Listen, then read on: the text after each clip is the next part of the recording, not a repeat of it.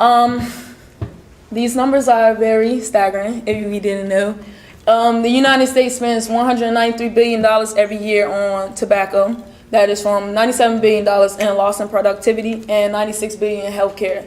So if we can cut down these rates, starting at our teens and even younger, then it will continue to grow and it will become less and less every year.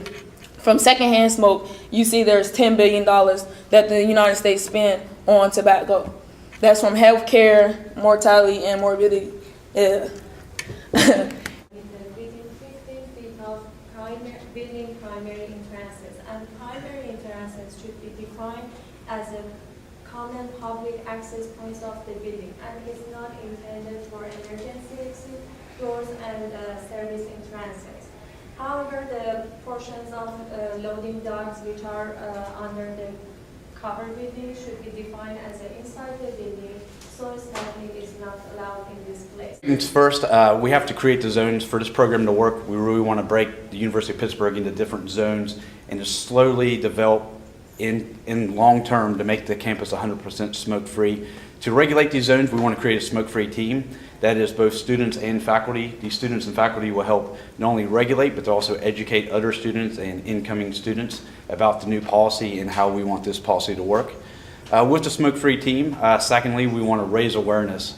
We can do signs, we can do educational seminars on campus, we can create other student organizations, and especially social media. Is actually right here, and it houses the freshman dorms as well as the William Penn or Pitt Union.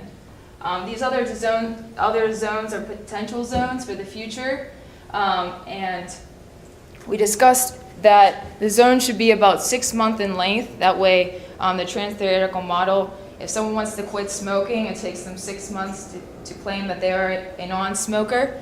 So with 8 different zones, it will take 4 years for this program to be successful. Now going back to the forest. So we got intermediate goals. What do we need to do? We need to expand that zone. That's how this is going to get done. So we got to do the second, third, fourth, whatever the team decides upon. And we're going to do that by driving the policy. So how we measure the first zone is how we're going to measure the rest of them. But also we're going to take that into consideration with the continuity of the smoke-free team, because they're going to learn what worked and what didn't work. So by learning what did work and what didn't work, we can improve or we can take things out. It's up to them.